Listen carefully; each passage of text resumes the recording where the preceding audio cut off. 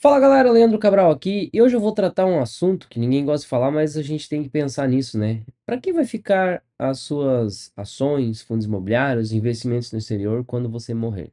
Como é que funciona esse processo aí de sucessão patrimonial, burocracia, impostos, né? Eu vou falar um pouquinho sobre isso, porque várias pessoas me perguntam aqui, né? Se é a sua primeira vez por aqui, meu nome é Leandro, sou economista, especialista em investimentos, consultor habilitado pela CVM. Todas as formas que eu posso te ajudar, link aqui na descrição. Vamos lá. Então, primeiro de tudo, né? Vamos pensar um pouco aqui no Brasil.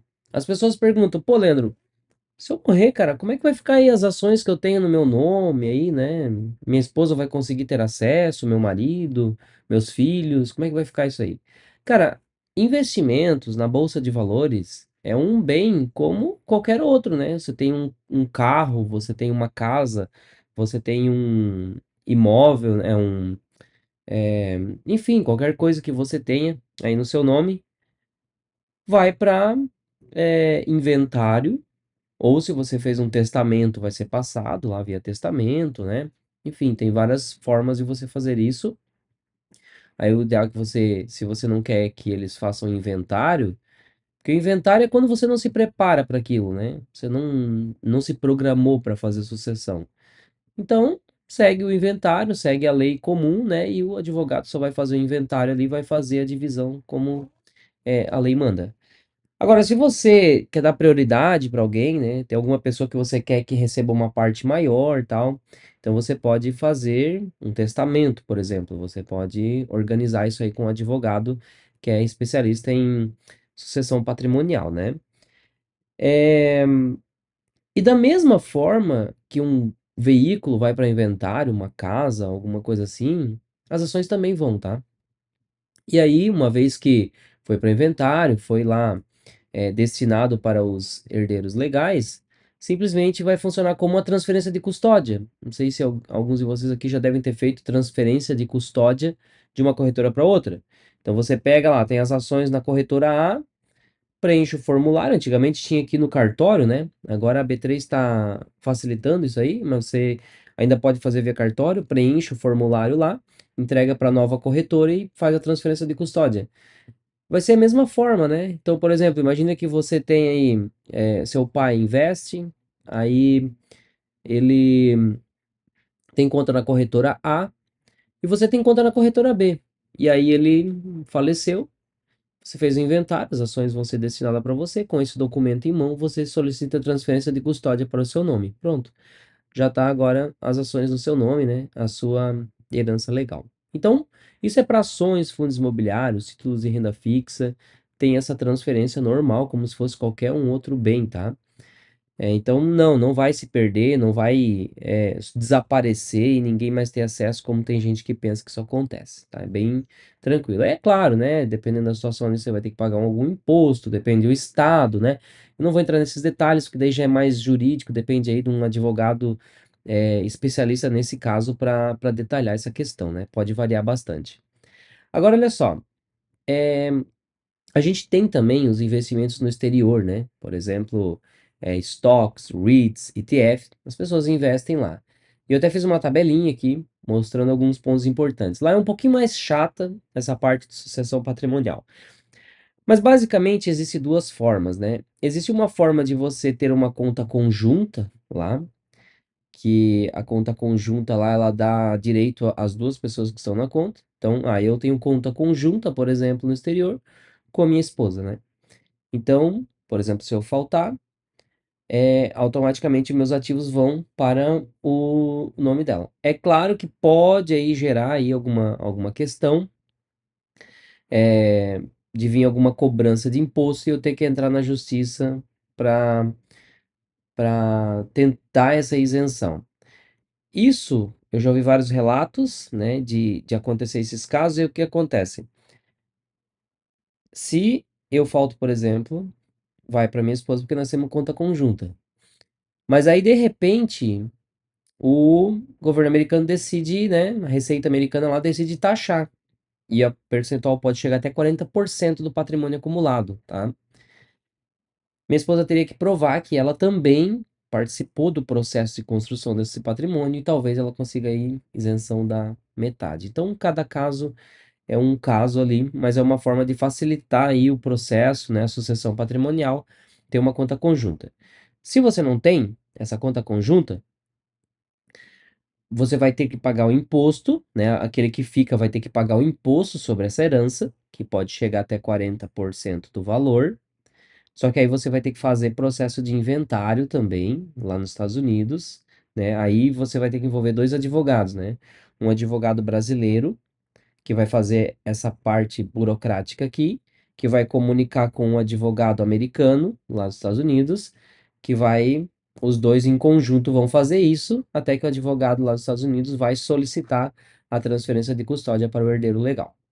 E aí passa para o herdeiro legal.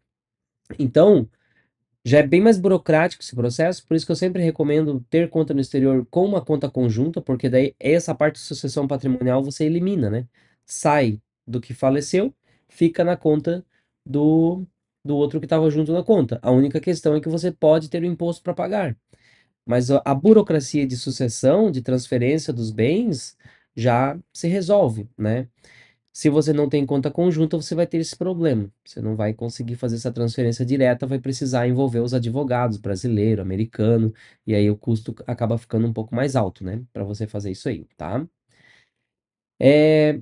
Bom, esse imposto é o que mais assusta o pessoal, pode chegar até 40%. Como que a gente pode lidar com isso? Eu até trouxe uma tabelinha aqui que ajuda a gente a entender um pouco isso, ó. Então, por exemplo, existe uma faixa, existe muita discussão em torno disso aqui, né? Tem advogado que interpreta a legislação de uma forma, outro de outra.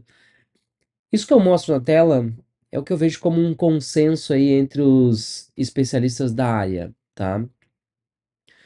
Que existe uma faixa tributável com isenção até 60 mil dólares para estrangeiros. Quem é cidadão americano tem uma isenção bem maior lá, tá? Mas para cidadão brasileiro, a isenção até 60 mil dólares.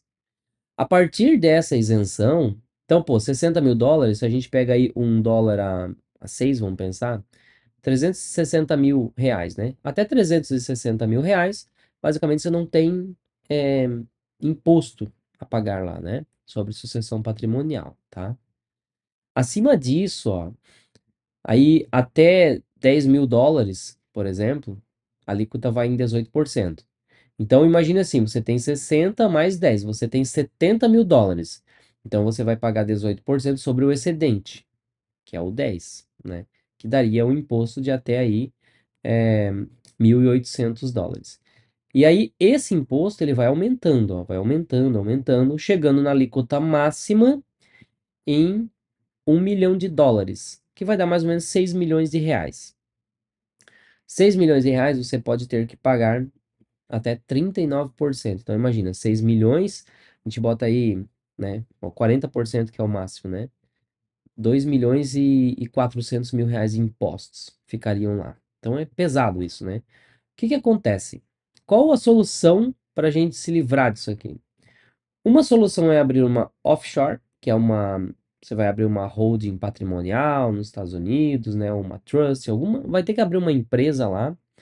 Isso hoje não é difícil, tá? Tem vários contadores brasileiros em Miami, né? Em Orlando, na Flórida ali, que eles atendem brasileiros e já estão lá com toda a estrutura criada já para isso, tá? Então hoje não é difícil encontrar esses profissionais brasileiros mesmo, você não precisa contratar um americano para fazer isso, você acha brasileiros fazendo isso lá nos Estados Unidos, tá? Só que é um pouco mais, é meio caro para fazer isso aí. Então, dependendo do tamanho do patrimônio, não vai compensar. Agora tem uma solução. O que que eu recomendo, né? E que eu recomendo para todos os meus clientes aqui da consultoria. Eu hoje ainda faço isso, tá? Que é um seguro de vida que cubra esse imposto, porque a offshore é cara, então não compensa se você tem lá, por exemplo, 40 mil dólares, 100 mil dólares, né? 60 está isento, 40 mil dólares vai ter imposto. Então, daria 22%, 8.200 dólares, que vai dar 46 mil reais, tá? De imposto. Não compensa você abrir uma offshore para que você economize R$ 46.000 de imposto. Não compensa. Porque uma offshore você vai gastar aí, sei lá, as últimas conversas que eu tive aí com o pessoal, 1.500, talvez R$ 2.000 aí por mês para manter uma offshore dessa aberta. Então, se a gente fala em R$ 2.000 por mês, a gente tá falando de R$ 24.000 no ano, né? Então, putz, para economizar 46, quase que não compensa, é muito caro. O que que sai mais barato? Você fazer um seguro de vida que cubra esse valor. Então, por exemplo, o meu imposto está em 46. Cara, um seguro de vida, nem sei se tem seguro de vida que vai cobrir só R$ 46.000. Mas você pega um seguro de vida lá de R$ 100.000, já tem, né? Você vai pagar baratinho, porque é um seguro com prêmio bem baixo.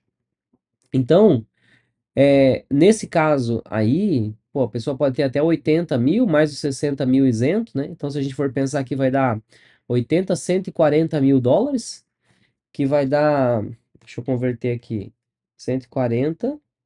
Se a gente for pensar aí em 5,8, que tá o dólar mais ou menos agora, vai dar R$ 812.000, né? Então, até R$ 812.000 investido lá fora, um segurozinho aí que dá R$ 100.000 de imposto, né, de prêmio, tá valendo. Aí você pagaria esse imposto.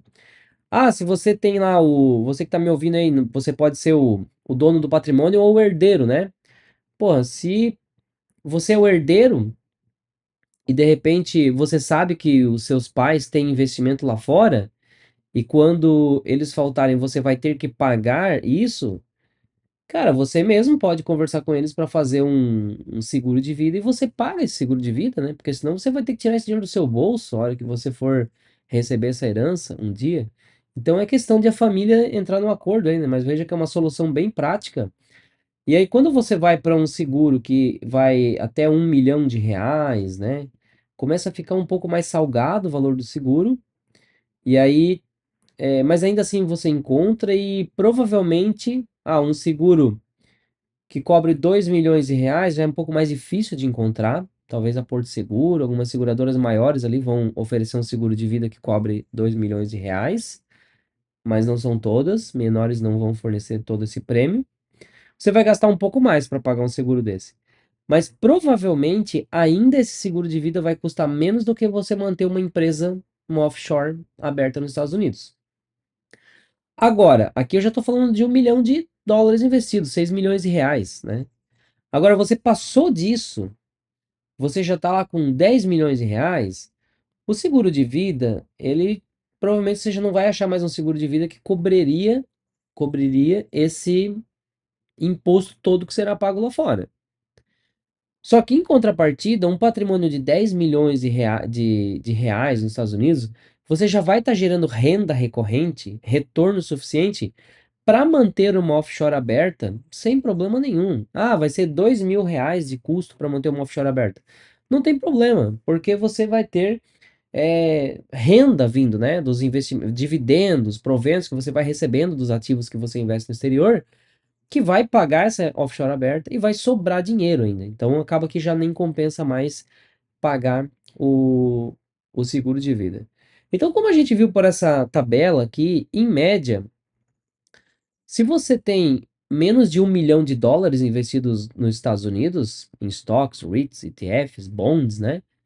Em corretoras como Avenue, Nomad, enfim, se você tem menos de 1 milhão, compensa você se programar para esse imposto de sucessão patrimonial com um seguro de vida. Eu hoje invisto dessa forma, por exemplo. Tem um seguro de vida, né, que cobriria lá. Para mim ainda não se tornou viável ter uma offshore. Agora, se você passou de US$ 1 milhão investido nos Estados Unidos, aí começa a fazer mais sentido você ter uma offshore, tá? Então, é isso aí que você tem que avaliar. Números. Mas tem solução. Veja que tem solução aí para a gente lidar com esses problemas. O que não dá é para deixar de investir porque acha que esse tipo de coisa vai atrapalhar. Espero que eu tenha te ajudado nessa aula e entra na minha comunidade aí, ó. Tem uma comunidade, vou deixar o QR Code aqui, link aqui também. Eu entro ao vivo todas as segunda-feiras. Os membros conhecem a minha carteira de investimento, eu mostro para os membros, né? Tanto a minha carteira Brasil quanto exterior a gente está sempre mostrando, né? E eu tenho uma novidade que eu vou. mostrar aqui para vocês, que é o 500 Pro. Muita gente pediu e a planilha 500 pratas está se transformando em um sistema, tá? A gente já está há alguns meses trabalhando nisso aqui. Primeira vez que eu estou mostrando aqui para vocês. E em breve a gente vai começar a disponibilizar aí aos poucos para vocês que são membros da estratégia 500 pratas aí. Quem vai ter acesso, a princípio, a gente vai começar só pelos membros da comunidade 500 pratas, tá? Então já entra aqui, que é por ordem de chegada. A gente vai liberando aos poucos para ir rodando o sistema, mas já está bem funcional, toda a gestão patrimonial, tudo que você vê na planilha. Essa aqui não é a minha carteira real, tá? É uma carteira simulada que eu coloquei aqui. Então, todos os dados que você tinha na planilha da estratégia 500 pratas, você vai conseguir gerenciar aqui, tá?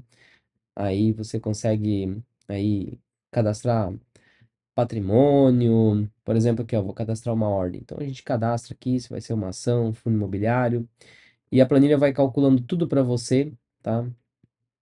Vai ter gráfico de dividendo, gráfico de evolução patrimonial. Hoje você consegue ver aqui, ó. No primeiro momento vai conseguir ver aí é, seu patrimônio organizado por ativos, o valor em cada ativo, tá? Vai funcionar com a mesma forma que funciona hoje a planilha da estratégia Quinta das Pratas, com o semáforo aqui, ó. Você vai aportar onde está verde, né? Controlar a sua reserva. E ainda a gente vai trazer algumas informações aí do mercado para você poder acompanhar tudo aqui por dentro do 500 Pro.